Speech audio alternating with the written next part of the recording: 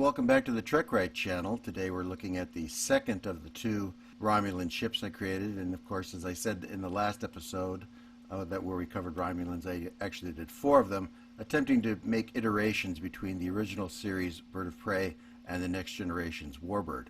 This is the first one I came up with. I went with engines or wings going down on this one, and then they went back to wings going up, but they added this extra tail section, so there's a bit more hull. And then this one maintains the tail section, but it has a combination of wings going up and wings almost going down. They're both going up, but it's kind of a combination of the first two. And now here's the ship for this week's episode. Much larger, as you can see, much more complex design, a lot of right angles on this one. And for size comparison, I have Mike Wright's model.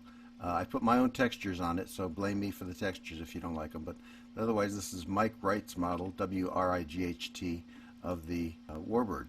And so you can see all the scale there. It's got photon torpedo tubes. It's got plasma torpedo tubes. I actually put sensor, the equivalent of the Enterprise's sensor domes on here. Oh, it's jumping all over on me. And the other big change was that this one goes to the round disruptor turrets, as you can see there, whereas on the last iteration the disruptor banks look more like what a modern day naval ship's laser weapon, or the laser weapons they're testing out in modern day, would look like. And then there's one other interesting thing, and I didn't notice this until I put all these models side by side, but this is too much to be coincidence.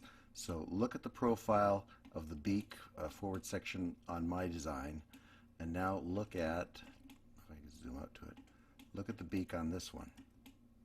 Not this section here, but just this section alone. Mine came out looking like this section with this chopped off of it. That's not what I did, but it's really too close to be a coincidence. So I'm thinking there was some subconsciousness going on there, because that is dang close.